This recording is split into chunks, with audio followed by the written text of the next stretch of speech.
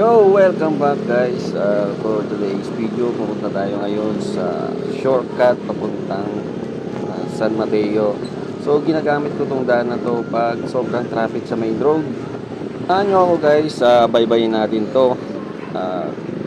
Pag sobrang traffic sa kabila, dito tayo dumadaan para makatipid tayo, mas mabilis tayo makarating sa ating patutunguhan. Kasi sa mga taga Montalban, kilala nyo naman yung main road papuntang San Mateo.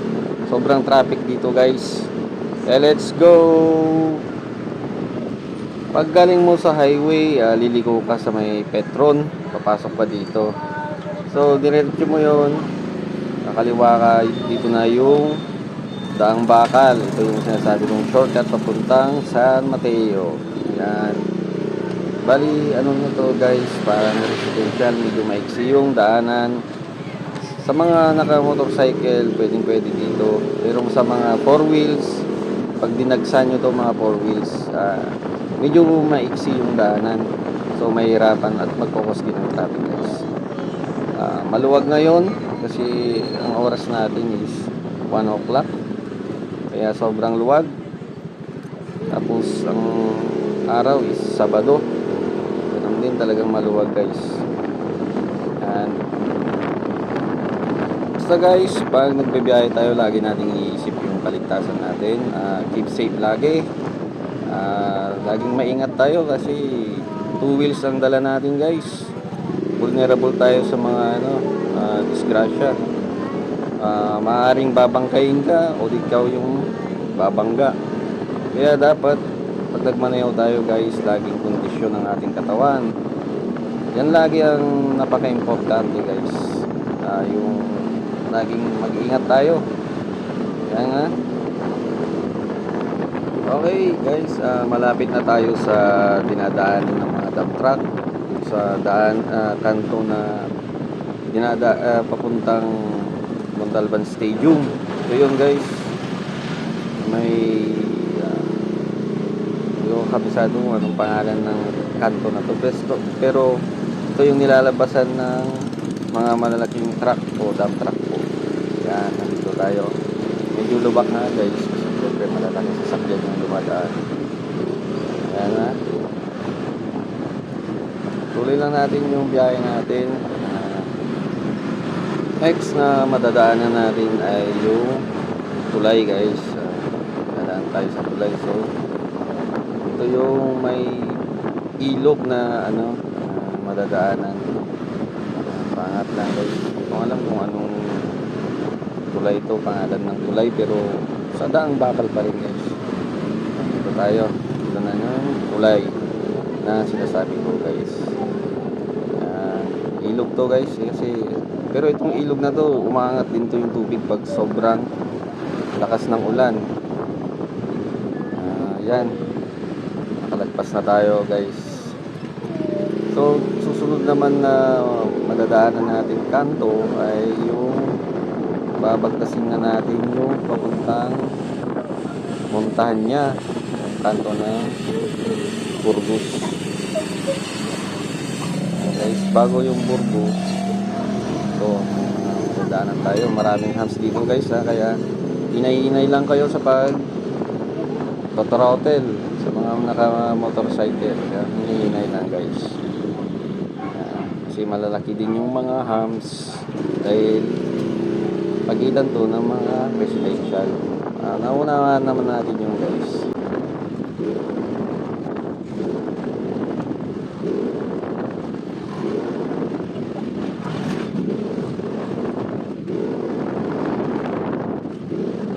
Ayan na guys, nandito na tayo sa Montanya. Pinas forward ko na yung ating video kasi medyo matagal. Ayan, Montanya. Sa kanto na tayo ng Montanya. Pagtawid natin dito guys, ang susunod na madadaanan natin ay yung kanto ng Patiis. Dito naman guys, na medyo nagkaka-traffic dito guys kasi ang Patiis, dinadaanan din to ng mga dump truck na malalaking sasakyan, lalo na pag gabi. Ayan guys, ingat-ingat sa pagmamaneho. Lagi kong paulit-ulit na sinasabi sa inyo na motorcycle yung ating dala, laging mag-iingat. So, samahan nyo ako guys. Forward ko ulit yung ating video para hindi naman kayo maboring guys. Follow nyo ako sa Facebook at sa YouTube. Okay.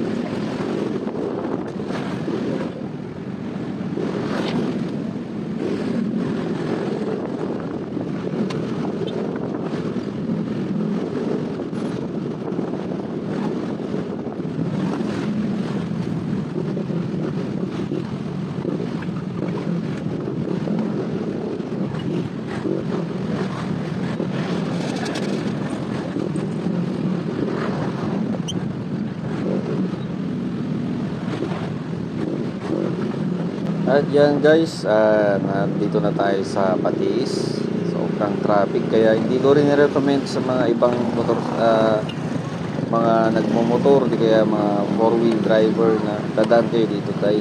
Sobrang sikip po ng daan. Kailangan lang talaga ng tiyaga guys.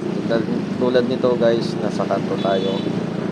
Ang mga nagmumotorcycle na may sumingit, ingat-ingat po tayo guys. Laging tatandaan, lagi po tayong may dalang pasensya. Kahit sa mga 4-wheel driver, maraming salamat at lagi kayong nagpapasensya pagdating sa mga motor na sumisingit sa inyo. Maraming salamat sa inyo. Saludo ako sa inyo guys. Ito, nakalusot na tayo sa Patis.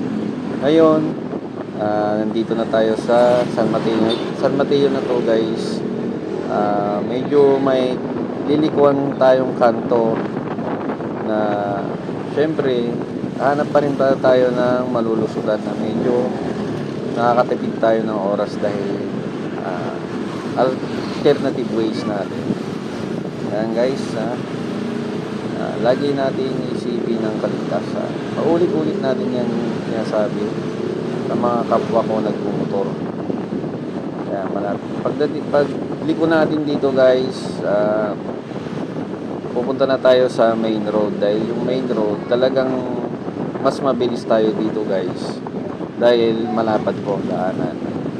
So nire-recommend ko lang tong daanan na to kung talagang sobrang traffic na sa main road o di kaya may kinukumpunin kalsada. Hindi natin maiwasan talaga na sobrang traffic. Kaya pag tayo po ay lumuwas o magbiyahe, lagi po natin i-advance yung oras natin.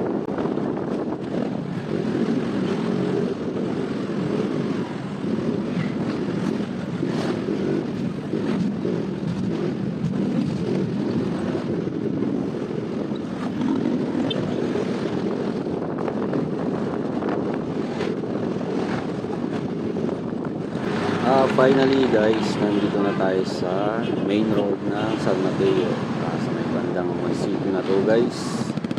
Maraming salamat sa pagtapos ng video na to. Follow nyo ako sa Facebook, subscribe nyo ako sa YouTube. Maraming salamat.